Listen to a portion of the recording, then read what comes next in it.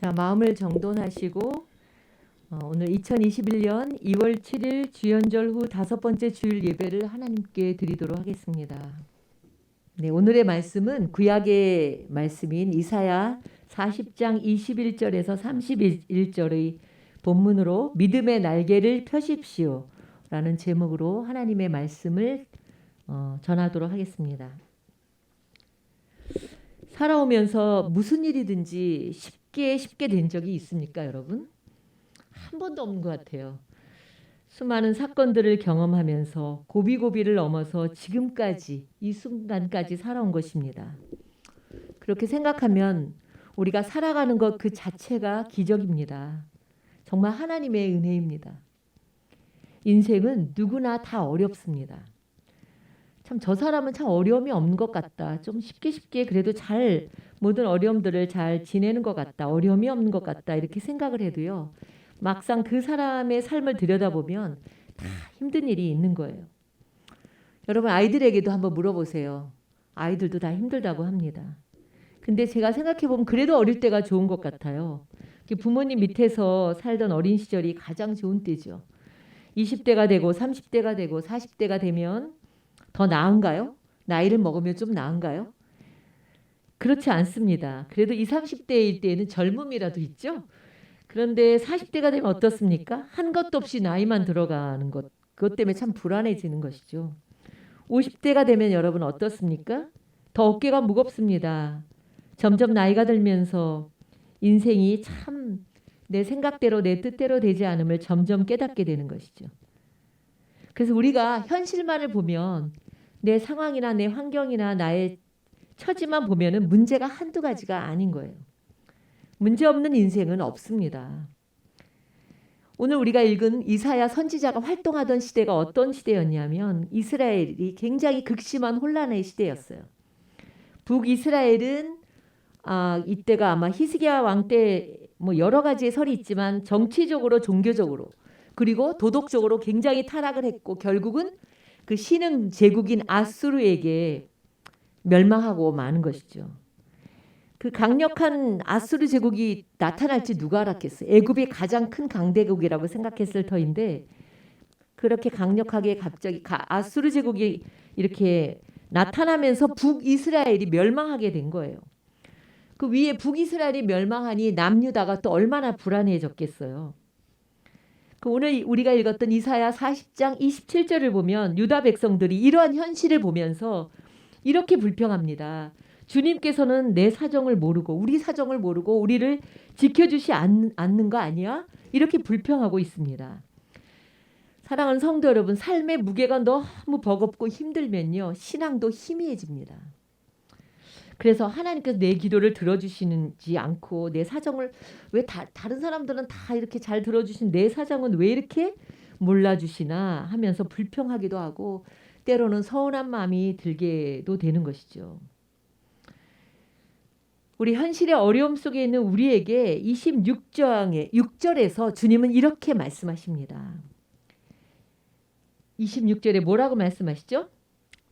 우리 이사야 40장 26절에 뭐라고 말씀하세요? 네. 누가 한번 크게 읽어보세요.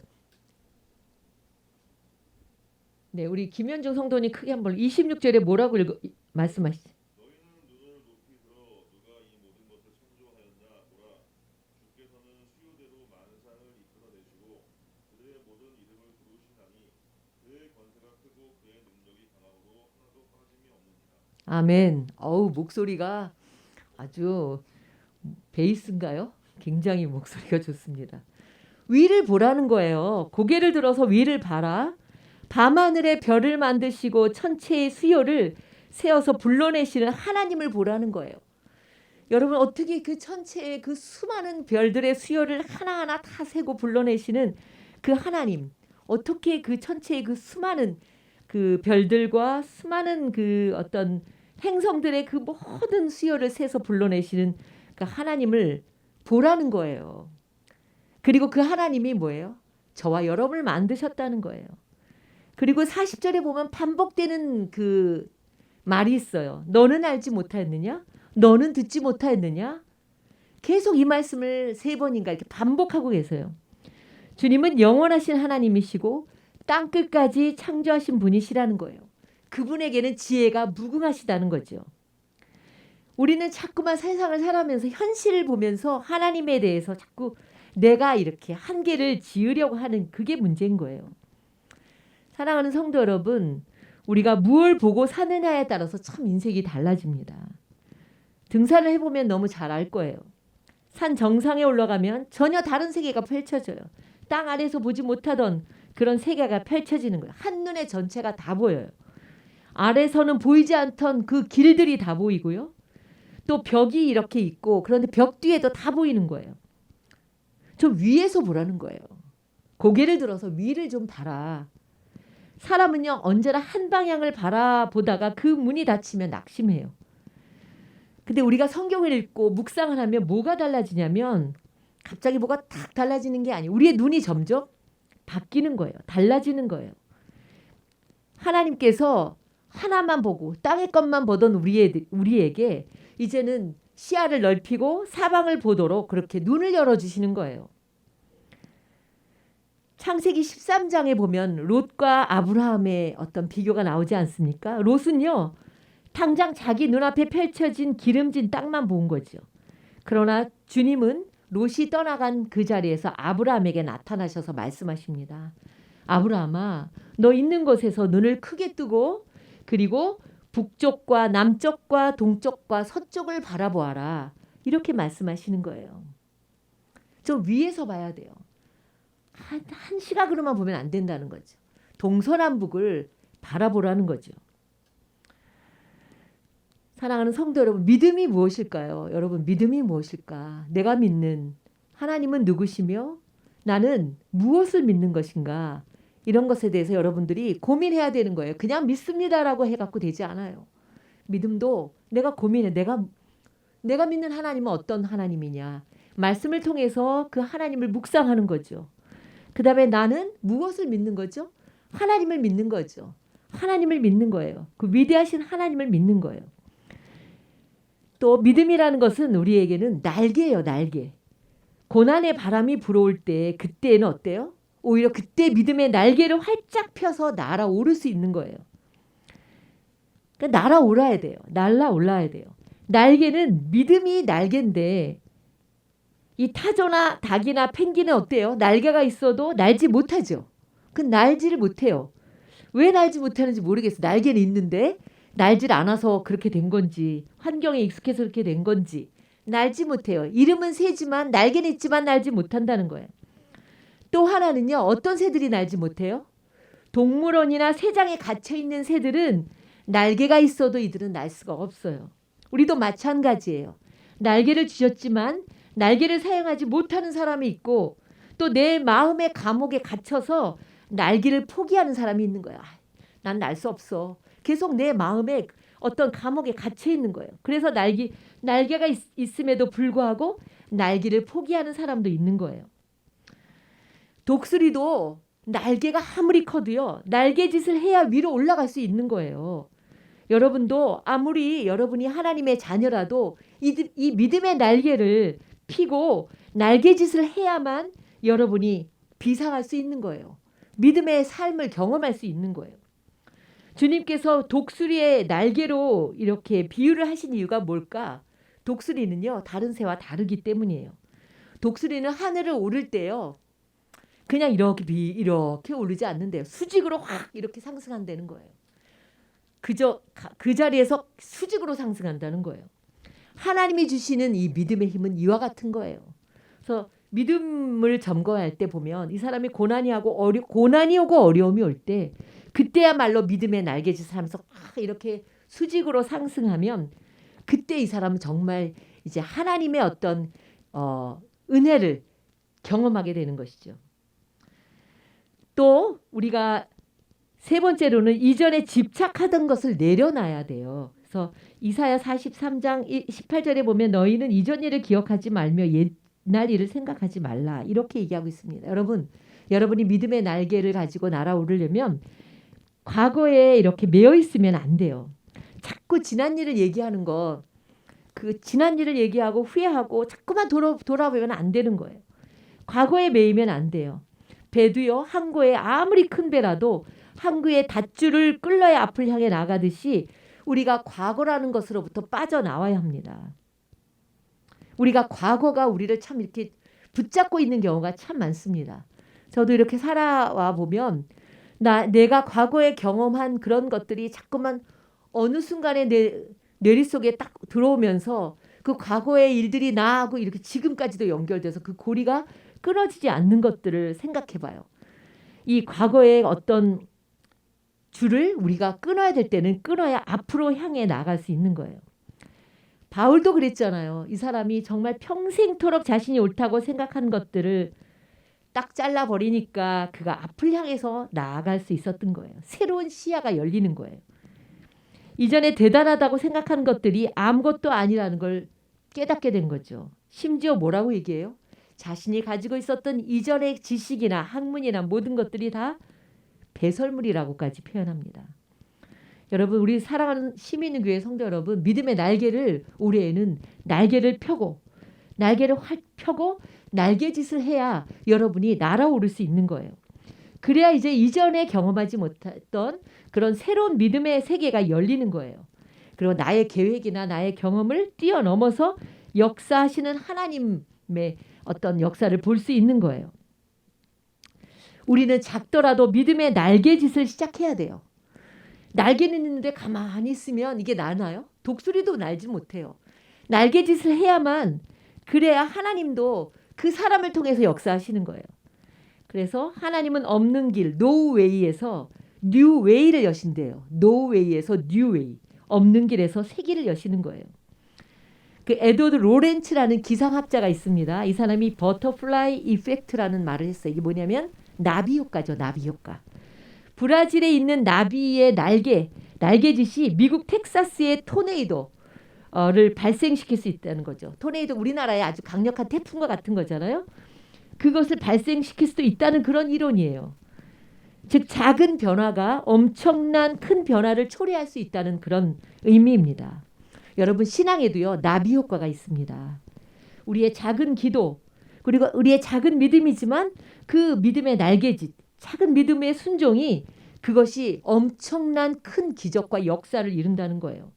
성경에 나오는 많은 사건들과 사람들이 거의 이 나비 효과라고 할 수 있습니다. 그래서 그 에드워드 로렌츠가 성경에서 이거를 이렇게 아이디어를, 지혜를 따오지 않았나, 이런 생각을 해봅니다. 얼마나 많아요? 성경에 나오는 영적인 나비 효과가 얼마나 많습니까? 대표적인 그 사람 중에 북이스라엘의 선지자인 그 엘리야가 있잖아요. 엘리야가 그 당시에 북이스라엘이 얼마나 우상이 많았는지, 바알 선지자, 뭐 아세라 선지자, 뭐 우상들이 얼마나 많은지 알 수 없어요. 그래서 이 엘리야가 갈멜산에 올라가서 그 바알 선지자와 아세라 선지자 850명과 850대 1로 싸움이 벌어진 거죠. 그 갈멜산의 대결에서 멋지게 엘리야가 승리했습니다. 그 엘리야는 승리한 후에 갈멜산 꼭대기로 올라가 기도합니다. 그리고 그때가 너무나 가뭄이 극심했어요. 3년 반 동안 비가 오지 않았어요. 그래서 엘리야는 기도를 하는데 하나님께서 엘리야에게 내가 비를 지면에 내리겠다고 말씀하십니다. 엘리야는 그 가뭄 속에서도 그 약속 하나를 붙들고 기도합니다. 3년 반 동안 비가 오지 않았으니 얼마나 하늘을 보면 구름 한 점 없는 거예요. 그런데 그는 그 구름 한 점 없는 곳에서 비의 소리를 듣는 거죠. 이게 바로 나비 효과입니다. 믿음은요, 보이지는 않아요. 그런데 봐요. 들리질 않는데 듣는 거예요. 그럼 이렇게 얘기하죠, 여러분이. 목사님, 기도하면 갑자기 주님의 음성이 들려요? 그리고 뭐가 보여요? 이렇게 얘기하죠. 근데 그건 아니에요. 말씀을 믿고 그 약속을 붙잡고 기도하면요, 우리의 영적인 눈이 열리고 귀가 열리는 거예요. 그건 뭐냐면, 말씀이 이전에는 전혀 도통 들려오지 않는 말씀이 내 귀에 들려요. 깨달아져요. 또 이전과 똑같은 사람과 똑같은 환경인데 그 사람이 새롭게 보여요. 그 환경이 새롭게 보이는 거죠. 그래서 우리가 교회 안에서도 육안으로 사람을 보는 게 아니에요. 믿음의 눈으로 형제 자매를 바라보는 거예요. 그것이 믿음의 눈을 뜨는 거죠. 이전에도 예배 때 보면은 말씀을 안 듣고 제 얘기 아니에요. 친구랑 계속 이야기하고 쑥닥쑥닥하고 그러다 졸다가 웃다가 그리고 계속 이제 사업한 거 돈만 세다가 그리고 가는 사람들을 봐요. 가끔 보죠. 예배는 절대 그렇게 드리면 안 돼요. 예배는요. 집에서 드려도 마찬가지예요. 예배가 우리의 눈을 뜨게 하는 거예요. 어느 순간이 될지 몰라요. 그걸 뭐라 그래요? 그걸 뭐라고 하죠? 상담에서는 그걸 통찰이라고 하죠. 통찰. 뭔가 이렇게 딱 오는 거예요. 그래서 우리가 예배를 정기적으로 꾸준하게 드리는 게 좋은 거예요. 언제 하나님께서 나에게 말씀하실지 모르기 때문이에요. 우리의 눈을 뜨게 해주시고 귀를 열어주시는 거예요. 엘리야는 땅에 꿇어 엎드려서 얼굴을 무릎 사이에 놓고 기도합니다. 기도하면서 시종에게 너 올라가서 바다 끝 좀 살펴봐. 이렇게 얘기하는 거예요. 시종이 막 올라가서 봐요. 아무것도 보이지 않아요. 이렇게 말을 하는 거죠. 육안으로는 보이지 않는 거예요. 그러나 엘리야는 계속 기도합니다. 7번째 올라가 보니 시종이 뭐라고 얘기해요? 와서 주인님 요 손바닥만한 작은 구름이 바다에서부터 떠오르고 있어요. 이 시종이 어린 아이인지 소년인지 어른인지 모르지만 손바닥이 뭐 얼마나 구름이 어린 아이들이면 요만할 것이고 제 손도 이거 손바닥만한 구름이 바다에서부터 떠오른다고 얘기를 하는 거예요. 이 손바닥만한 이 구름에서 뭐예요? 큰 비의 사인을 보는 것이죠. 믿음은 바로 이거예요. 내 손바닥만한 그 구름 속에서 비를 보는 거예요. 작은 겨자씨 안에서 큰 나무를 보는 거예요. 그래서 우리 교회학교 어린이들이 중요합니다. 작은 그들 속에서 엘리야를 보고 다윗을 보고 에스더를 보고 사무엘을 보는 거예요.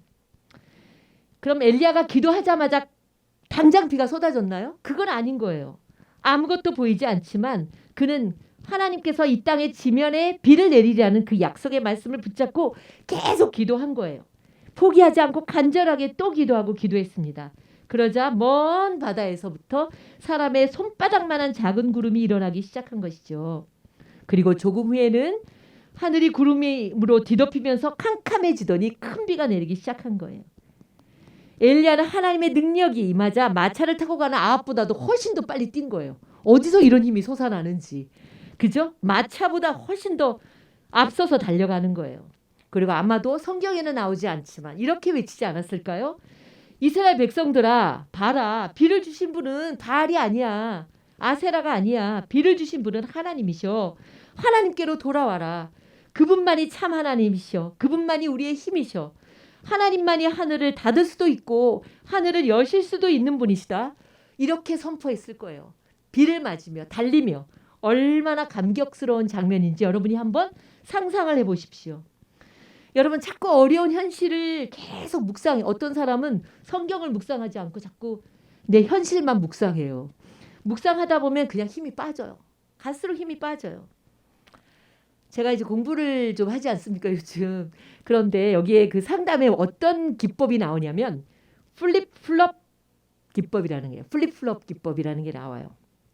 이게 무슨 말이냐면 붉은 깃발 흔들기라는 게 있어요. 상담을 하다가 자꾸만 편견이 들어가요. 이 사람에 대해서 편견이 들어가요. 그리고 또 자꾸만 나의 어떤 고정 생각들이 있는 거예요. 아, 난 항상 불행했어. 난 결코 나는 안 돼. 모든 사람이 다 그래. 이거 해봤자 안 될 거야. 이런 단어가 나올 때마다 뭐냐면 붉은 깃발을 흔드는 거예요. 정말 붉은 깃발을 흔든다는 게 아니라 경고의 신호를 보내는 거야. 내 머리의 사고를 바꾸는 거예요. 그게 플립플롭 테크닉이죠. 플립플롭 깃발, 플립플롭 기법, 붉은 깃발 흔들기라고 합니다. 그러니까 어떤 상황이나 어떤 말을 당연한 것으로 받아들여서는 안 된다는 거예요. 아, 내가 이전에 해봤어. 아, 안 돼. 아, 나 저 다 알아. 아, 말씀? 아, 이거 뭐 맨날 목사님 엘리야 얘기하는 이러면 안 된다는 거예요, 여러분. 오늘 똑같은 말씀을 들어도 이 플립플롭 기법으로 듣는 거예요. 전혀 처음 듣는 것처럼 듣는 거죠. 내 편견을 내려놓는 거예요. 내 생각을 내려놓는 거예요. 그것이 굉장히 중요한 거예요. 신앙에서도. 여러분 혹시 여러분 우울하십니까? 그리고 마음에 자꾸 불안이 계속 일어나십니까? 그럴 수 있죠. 그런데 약은 뭐냐면요. 약은 어떤 다른 거가 아니에요. 이 하나님으로부터 이 힘을 받는 거예요. 그 여러분이 자꾸만 이 현실을 보지 않고 위를 보고 또 하나님께 소망을 가지고 이렇게 나갈 때, 그리고 내 편견들을 자꾸 내려놓는 거죠. 아, 나 다 해봤는데 그래도 안 돼. 이런 생각들을 내려놓는 거예요. 플립플롭 좀 어렵죠. 붉은 깃발을 여러분 꼭 기억하세요. 내가 이렇게 가다가도 갑자기 어떤 걸 하려 내가 뭐 내 나이에 뭐 이걸 해. 이런 생각이 편견이라는 거죠. 그럴 때마다 붉은 깃발을 흔들라는 거예요. 갖고 다니면서 흔들리는 게 아니라 여러분의 마음속에 붉은 깃발을 흔들어. 이거 아니야. 이렇게 해야 되는 거죠. 말씀을 읽고 묵상하다 보면은요. 어떤 일이 생기냐면 한 번 갖고는 안 돼요. 계속 말씀을 꾸준히 읽고 묵상하다 보면은 그러면요. 내 마음에 확신이 넘쳐요. 그리고 불안이 떠나가요. 그래서 말씀 묵상이 가장 중요해요. 여러분이 말씀을 막 이렇게 10독, 10독, 15독 이렇게 하는 것도 귀하지만 그러나 하나님의 말씀을 이렇게 곱씹고 씹어서 내 마음속에 집어넣는 것, 그것이 굉장히 중요합니다. 그게 나에게 결국은 그게 여러분의 에너지가 돼요. 여러분이 힘을 얻고 싶으면요. 여러분이 또 하나 힘을 바꿔야 돼요. 어떤 힘으로 바꿔야 돼요? 하나님은요. 참 놀라우신 분이에요. 하나님은 어떠냐면 하나님은요. 내가 가지고 있는 힘에다가 더하는 힘이 아닌 거예요. 내려놔야 돼요. 내 힘을 빼야 돼요. 그래야 하나님이 힘을 주세요. 그래서 하나님은 내가 가지고 있는 이 힘에 하나님의 힘을 보태는 게 아니라는 거예요. 내 힘을 빼야 돼요. 내 생각의 힘을 빼고요. 내 어떤 가지고 있는 그런 지식의 힘도 빼고요. 내가 이전에 경험했던 그 경험의 힘도 빼고요. 그 다음에 내가 가지고 있는 나의 어떤 오랫동안의 신앙의 연륜이 가지고 오는 그런 것들도 다 빼야 돼요. 그렇지 않으면 새 힘을 얻을 수가 없어요. 하나님은 언제나 우리에게 그래서 하나님의 힘을 공급하실 때에는 우리로 하여금 힘을 빼게 하신 다음에 하나님의 힘을 주시는 거예요. 모세가 그렇잖아요. 모세도 얼마나 힘이 많았어요. 바로 공주의 아들이었는데요. 아무리 입양했어도 바로 공주의 아들이었어요. 지식도 많았어요. 권력도 있었어요. 인물도 좋았어요. 뭐 여러 가지가 다 있었지만 하나님께서 그에게 그때 힘을 주지 않으셨다는 거죠. 그 힘을 다 뺀 다음에 뭐예요? 그 다음에 하나님께서 모세에게 하나님의 힘을 주신 거예요. 사랑하는 성도 여러분, 인간의 힘과 능력은요. 시간이 흐를수록 처져요. 그리고 힘이 빠져나가게 되어 있어요. 그런데 하나님의 힘은요. 인간의 힘과는 정반대예요. 왜냐하면 그 힘은 어떤 육체적인 힘이 아니기 때문이에요. 피곤한 사람에게 힘을 주시고 또 기운을 잃은 사람에게 기력을 주시는 거예요. 피곤하면 어때요? 우리는 힘이 빠지죠. 또 기운이 잃어버리면 우리는 누워 있어야 돼요. 그죠? 그게 세상의 논리예요. 그런데 하나님은 그렇지 않은 거예요. 젊은 사람들도 피곤해서 지치는데 또 장정들도 막 비틀거린다. 오늘 그렇게 말씀하시지 않습니까? 근데 하나님의 힘은요. 그렇지 않아요. 젊은이고 장정이고 노인이고 상관없이 하나님이 힘을 주시면 지치지 않아요. 걸어도 피곤하지 않다. 뛰어도 지치지 않는다. 이렇게 말씀하고 있습니다. 여러분 우리가 하나님의 자녀인데 이런 힘을 얻어야 하지 않습니까? 이런 힘을 얻어야죠. 맨날 보면 힘이 없어서 이렇게 살아가는 게 아니라 하나님으로부터 영적인 힘을 공급받아야 하지 않습니까? 어떻게 하면 이와 같은 하나님의 힘을 얻을 수 있어요? 31절 마지막에 얘기하죠. 이사야 선지자는 이렇게 선포합니다.